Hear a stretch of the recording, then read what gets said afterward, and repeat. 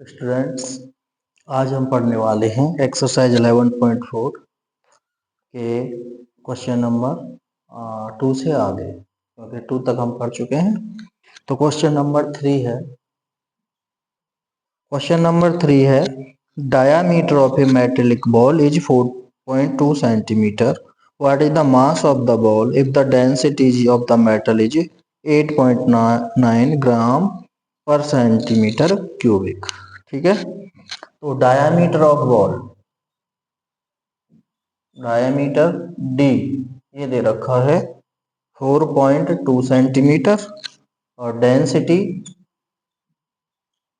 Density दे रखी है 8.9 ग्राम पर क्यूबिक सेंटीमीटर। तो कह रहा है कोई जैसे लोहे की बॉल है, उसका डायामीटर दिया है डी 4.2 सेंटीमीटर, तो रेडियस कितनी हो जाएगी 4.2 अपॉन 2, तो 2.1 सेंटीमीटर। कह रहा है इसका मास कितना होगा। तो मास का फॉर्मूला हमें पता है, वॉल्यूम इनटू डेंसिटी। इसका मतलब वॉल्यूम ऑफ स्फीयर निकाल देते हैं। ठीक है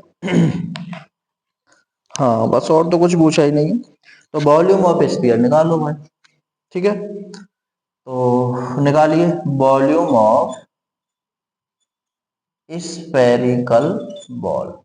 जो बॉल है उसका वॉल्यूम, तो वॉल्यूम ऑफ स्फीयर हमें पता है 4/3 पाई आर क्यूब ये होता है। तो 4/3 पाई की वैल्यू रख दो 22/7 और रेडियस कितनी है 2.1 इंटू 2.1 इंटू 2.1, 3 टाइम्स लिखेंगे ना, आर की पावर 3 है, तो 7 से कट गया ये 0.3 टाइम, 3 से कट गया 0.7 टाइम, तो ये हो गया 22 4 जा 88 इंटू 0.3 इंटू 0.7 इंटू 2.1, तो ये हो गया 88 मल्टीप्लाई 0.21, 7 3 21 इंटू 2.1 और 21 का होता है क्या 441 और 2 प्लेस यहाँ 1 प्लेस 3 प्लेस पे डेसिमल लगा दो। अब इनका मल्टीप्लाई कर दो 8 352, 4 8 32, 4 8 32 और 3 35, 2 5 3, ये 8 और 2 10, 5 2 7 1 8, 5 और 3 8, ये आ गया 38.808 भाई 3 प्लेस पर डेसिमल है क्यूबिक सेंटीमीटर। ये आया है स्फेरिकल बॉल का वॉल्यूम। अब हमें निकालना है मास। तो मास होता है वॉल्यूम मल्टीप्लाई डेंसिटी, ये हमें पता है, ये मास का फॉर्मूला है, साइंस में पढ़ा होगा। तो वॉल्यूम इनटू डेंसिटी, तो 38.808 मल्टीप्लाई डेंसिटी क्या है 8.9 ग्राम पर क्यूबिक सेंटीमीटर, तो इसका इसमें मल्टीप्लाई कर दो भाई 38.808 में 8.9 का मल्टीप्लाई और कर दो, तो 9 8 जा 72, 9 8 जा 72 कैरी 7, 72 और 7 79 कैरी 7, 9 3 जा 27 और 7 हो गए 34।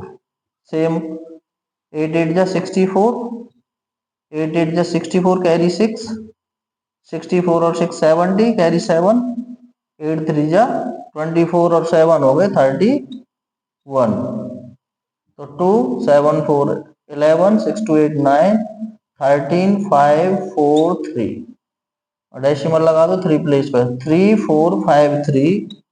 3453.912 ग्राम, ये हो जाएगा इसका।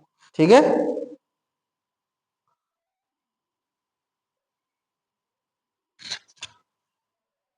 सॉरी एक 3 प्लेस पे 1 2 3, एक यहाँ पे वो 8.9 है, तो डेसिमल एक प्लेस और आगे लगा दो 345.39। ठीक है, कुछ नहीं था, बॉल का पहले वॉल्यूम निकाला और जो मास डेंसिटी दे रखी है उसका मल्टीप्लाई करना है, तो मास आ जाएगा, मास वॉल्यूम इनटू डेंसिटी।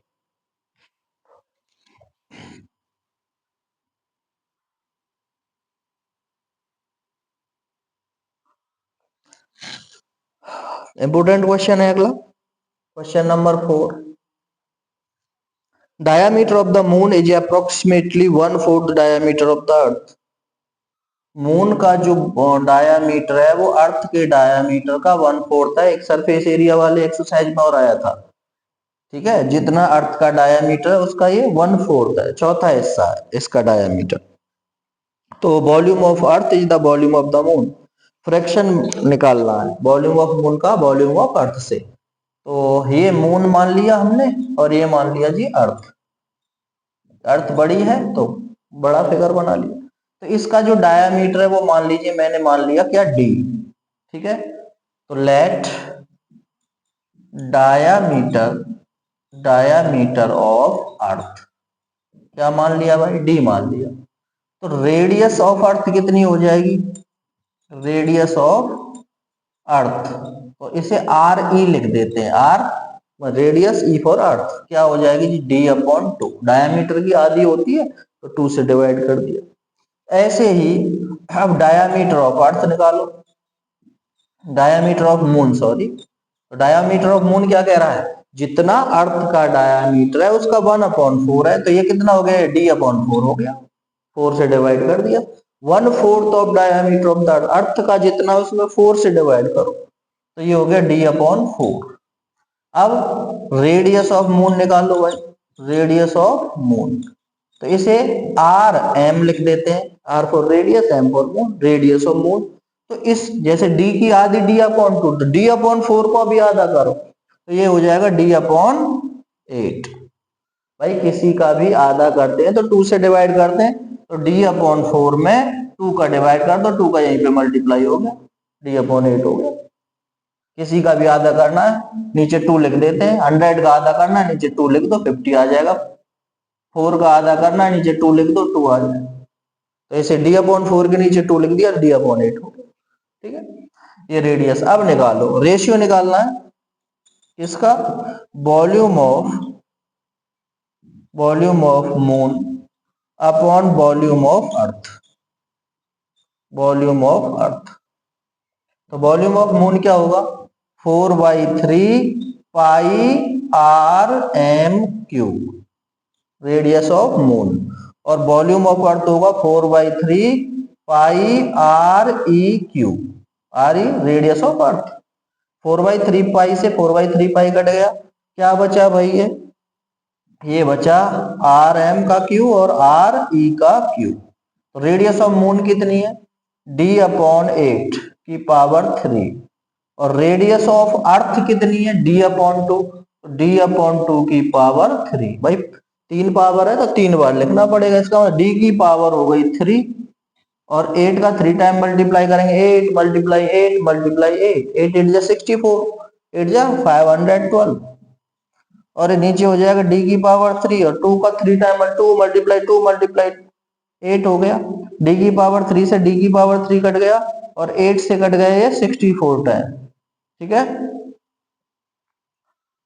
तो ये आ गया 1/64, ठीक है। तो ये रेशियो आ गया volume of moon upon volume of earth equal to 1/64, या यूं कह सकते हैं कि वॉल्यूम ऑफ मून जो है 1/64 है किसका, वॉल्यूम ऑफ अर्थ का।